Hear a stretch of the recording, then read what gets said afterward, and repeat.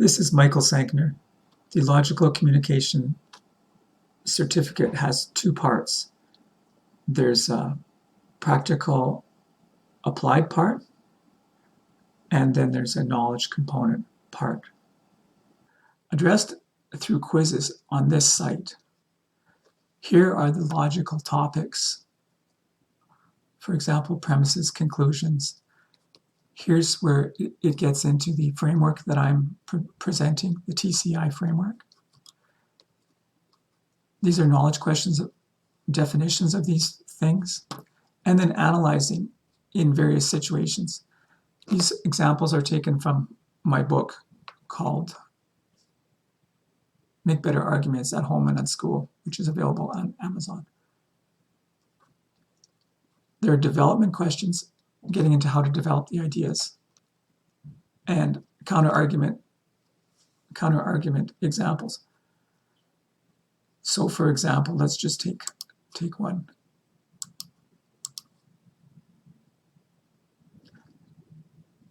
This example comes from the book, and it's talking about online marketing. So influential people. The topic is influential people, and that they may be trusted by consumers, and so marketers target this sort of person.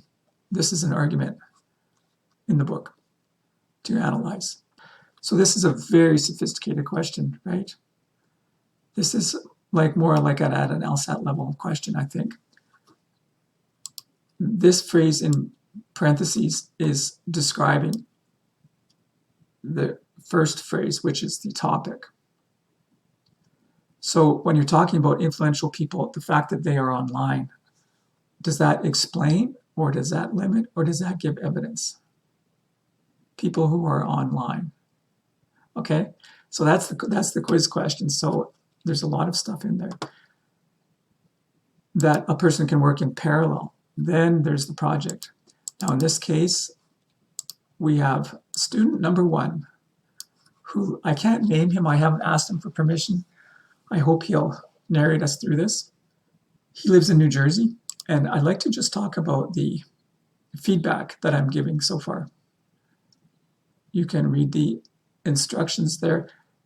It's basically telling the people in the class his plan for going to a different city. And we, as the audience, are looking out for him. It needs to make sense to us. You know, he's our friend. So he started this using this TCI format. The TCI format is this. So he's saying that the train, because it's affordable and fast and convenient, is how he would do it. Then for each of these things, affordable, fast, and convenient, he discusses these different things. For example, affordable, he's explaining that the average ride is $9.75. And he is also actually presenting some evidence, namely this site where people buy tickets in New Jersey. And that it's fast. He's saying most rides are under an hour. Very detailed, right? Very relevant. The main reason people use trains is because they are faster, right? That is really nice critical thinking, right? Trains are fast. That is a very important thing about trains, right? Very salient, even politically salient point, right?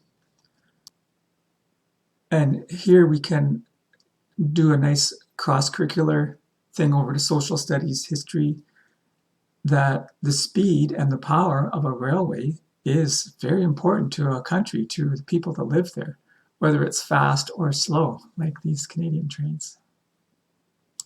And then he makes his point that that's how he would do it.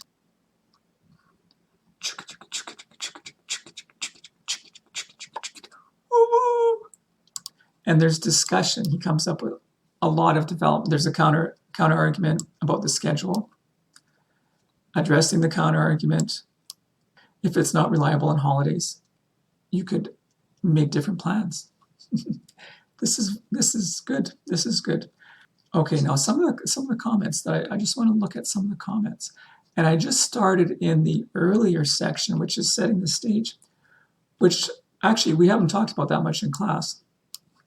So here's my comment. The purpose of setting the stage is that you have an audience and you're painting the picture for them. Like in a TED Talk, the person standing there, and very often they'll tell a little story, is a nice way to bring an audience in.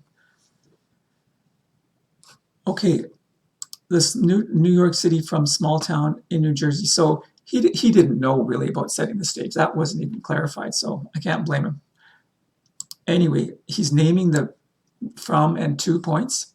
So here he could describe, as a hint, where I live in Edmonton, there's no train to the next major city, which is Calgary. Okay, so he can work with that. That's my comment. Cost, convenience, and speed will be important. Yes, you could explain a bit about your personal situation to help the audience visualize the actual situation. A sentence or two would be great. Okay, then the basic point in one sentence thesis statement is still a thing.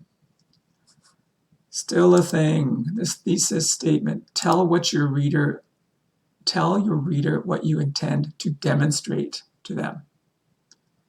1 or 2 sentences is good, or I should say gold. No describing, explaining, limiting, or giving evidence here. Just the logic. Establishing the premises of the argument is what happens in the thesis statement. Okay, then he got into train, and this comment here. Oh yeah, so his thesis statement, and this is a tricky one. There are many different ways of traveling nowadays. Right?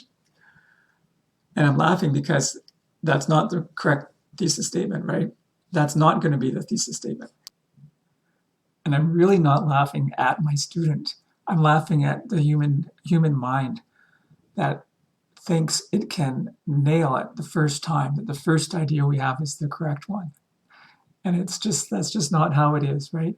You have an idea, and that's maybe in the direction of something that's useful, and it just have to go back and back and back, and it's shaping and molding, and it's a whole process, right? That there are many ways of traveling, right? Because his audience is trying to look out for his safety, right? We are listening for him to have a good plan. So this is not what we're going to be listening for, right? Okay. So he's being guided by the fact that there's an actual audience as he's thinking about the logic of his argument. And this is really like a key point of the whole thing, that we as his audience are listening for him, things about him being safe and happy with his choice. We're not listening for how many different kinds of choices he has, how many different kinds of trains there are, planes, buses. We want to hear what he has to say. So this is kind of radical in the sense that this is not debating.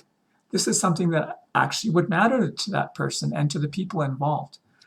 And then because of that personal connection, that actual situational reality, then the logic needs to support that point. So it's not some abstract thing. It's actually like real life, and it's solid, right? We're building solid stuff with this scaffold. And so on. So that's where we're up to, and that's what this course is about. Thanks for listening.